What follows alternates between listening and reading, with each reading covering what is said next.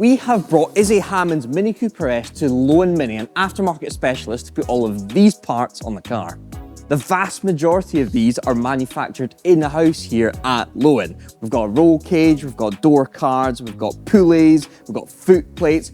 All of that has to go in there in the next 2 days. So first things first, let's strip Izzy's Mini. All race cars have to be totally stripped out on the inside. This is to reduce the flammability of the car, as well as give us full access to the chassis so we can weld in our roll cage.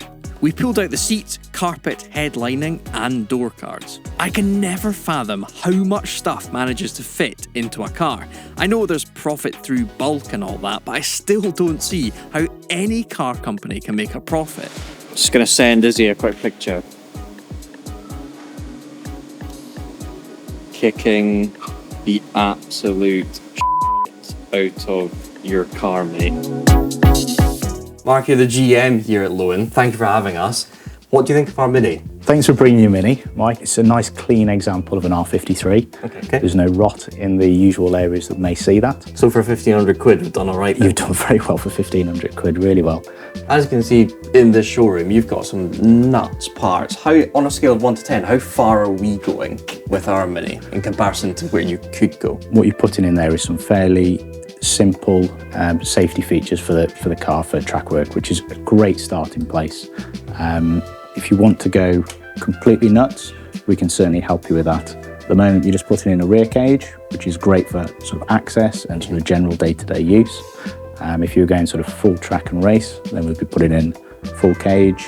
We started to look at things like engines, differentials, clutches and whatnot to put in the car as well to help you on circuit. We have got one of your pulleys next door, so that's going to up the power a bit, but nothing too crazy. You guys have chosen a 15% pulley, which for circuit is absolutely ideal. Okay. You don't want to go too small, because when you start going small, you start to introduce a lot more of intake temperatures. Okay, and then we've also got a short shifter as well. Is that one of these over here, or is it not as extreme as that? It's not quite as extensive as that. I'm seeing pistons, I'm seeing turbos. We could go nuts, but that's not what this is. Beginner track car, beginner track car. On the dash, I did show you a video a few minutes ago of what's going on with that. Yeah, that is, I mean, we're probably doing 20.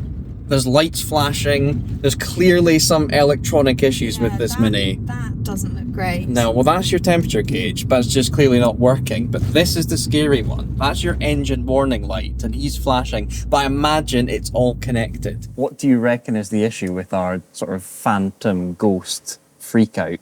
Don't know. We'd need to have a bit of a deeper dive into that one. That's an unusual one. Oh, I was hoping it was going to be like, oh, it's fuse number 10. It does it all the time. After having a look around the Lohen showroom, it was clear that these guys had some of the best Mini products around. So it was time to get the first one fitted. I hopped in the car with Andre, the owner of Lohen Mini, and he talked me through how to change the fuel pump. Fuel pump's down here. It's a saddle tank, so the exhaust goes underneath it, so it's got two things. So we had about 3 pumps tested when we were doing this work ages ago, quite a few years ago. We were finding that basically when we were mapping a Gent 1 on a standalone sort of ECU, plug-and-play ECU, we were finding injector duty cycle going up a lot at the top end of the RPM. And what was happening is basically the fuel rail pressure was dropping because we were flowing more out of the rail than the pump was bringing in. So as the pressure drops, you have to open the injectors for longer to compensate, and therefore you increase the injector duty cycle to an amount where once you sort of go over 90%, it becomes, the injector doesn't work very well. It needs to open and close to actually be able to cool itself off as well. What's the most power you've seen from a supercharged Mini? 275? Really? Yeah. What have you built them? Can you get like 500 horsepower out of them? No way. What pops? Well, turbo ones the highest we ever got was about 420. Okay. But that had we had a race car with a Motec ECU, full custom loom, full special motorsport high pressure pump. Got about 420. And we were finding sort of issues with turbos staying consistent with everywhere else. There was a guy in America who built, for Mini USA, he did a custom turbo project for drag racing, and they got it to about 500 horsepower, but everything was custom, like everything, you know, nothing stock on it type thing. So okay, if you want a fast road one, then not really. Right, so this fuel pump area, we'll get this opened up in a minute and we'll get into the pump. I'm getting it everywhere. Yeah, but it's okay. It's just, as long as it's not, that's why I've got a tray. Okay, so if you pull the clips off, so this black clip first. Yep. Yeah. Okay, this little small one. This one here. Yeah, just a little pin. Oh, so what am I doing with the pin? Pushing it in? Push, yeah, see that little tiny little, absolutely nightmare. So the pump should now, that's all free. All right, so we'll pull that off. Yeah, there's a clip there, so. Well, again. Oh. You're okay, it's fine. I broke it. You broke it. Sorry, Izzy. Okay. So what makes this better than this? Yeah, so it's got a higher flow rate, but at the same time it's able to flow a same amount of fuel to a higher pressure as well. Basically, refitting is a reversal of removal. Okay, even though I f***ed the clip. Yeah, technically. So it's all in. Get it back in the car. Easy. Easy. Fitted. So what we're going to do for now is, as you can see in the corners here, this is what's now in the sound deadening material. When we're going to weld in here, this sound deadening material is going to obviously set itself on fire. So we're going to just mark out where the feet are going to go, and then we're going to start preparing that by scraping it off and cleaning up the floor ready for welding.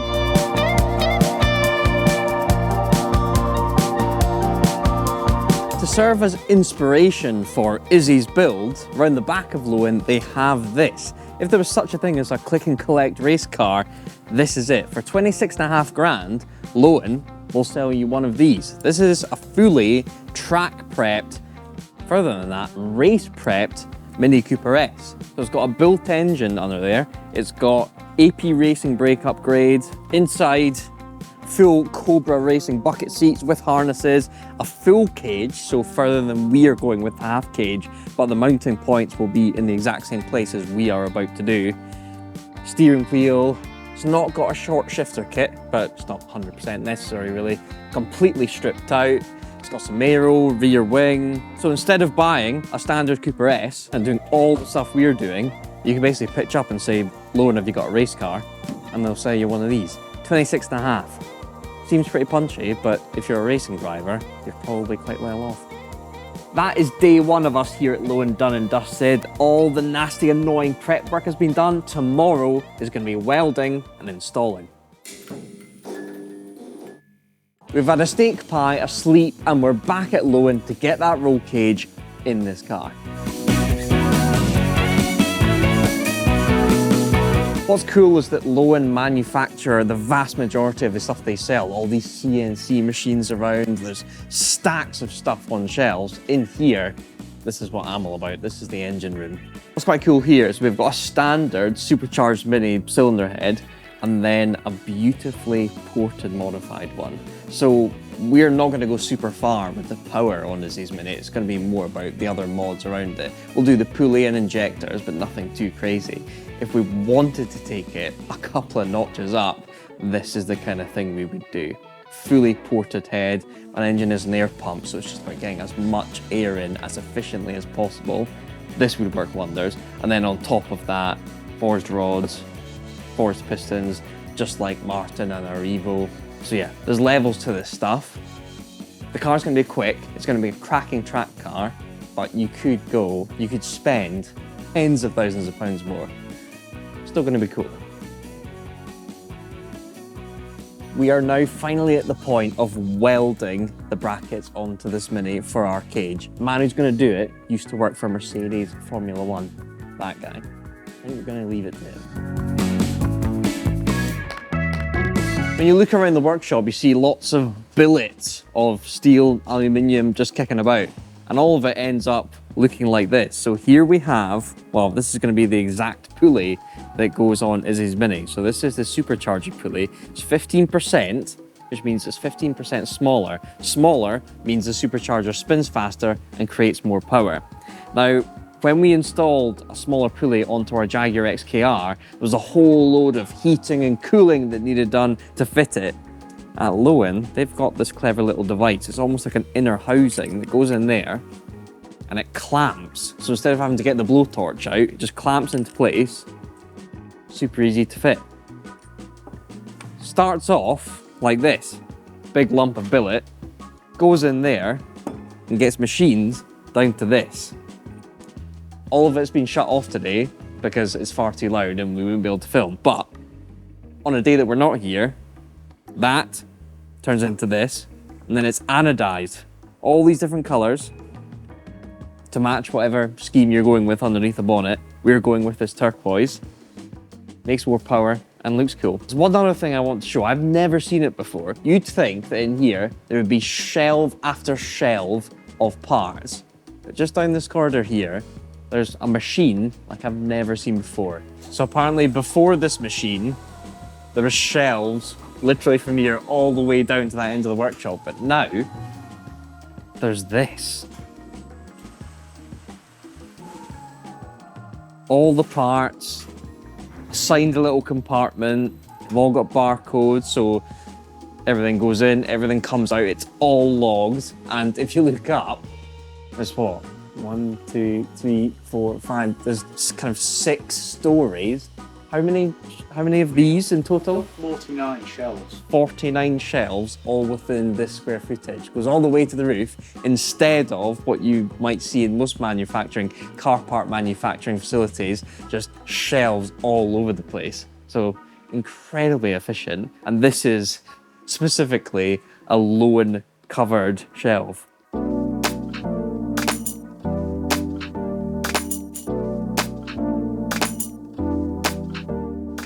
A little drop.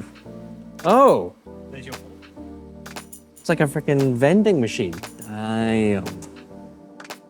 Fresh. Give that a feel. Get your finger on that. That can join the crew. If you have a Mini and you've bought a Lohen pulley, that might be it.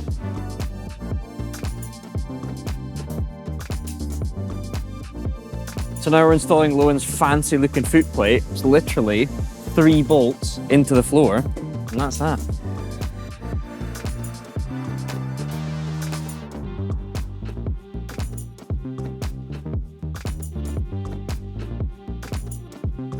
That's the Lohen door card in place. So clean up the door after it all been stripped off again, and it means when you get in and out of it, you're not going to snag yourself in any of the door mechanisms. Looks pretty sweet, smooth. We are having to head home from Lohen, but the guys here are going to crack on and get all of those bits from the start of the video into the Mini. The next time you see it will be at our next Napa shoot at Alliance Racing, where all of that will be fully installed into the car. See you in a second. We're at Alliance Racing, and Lohen have been really hard at work on this Mini, stripping out the entire interior. They fitted this really good roll cage for safety, they fitted foot plates, brand new door cards with pull straps, and now it's time to do some mods. Massive thank you to Lohen for all their hard work.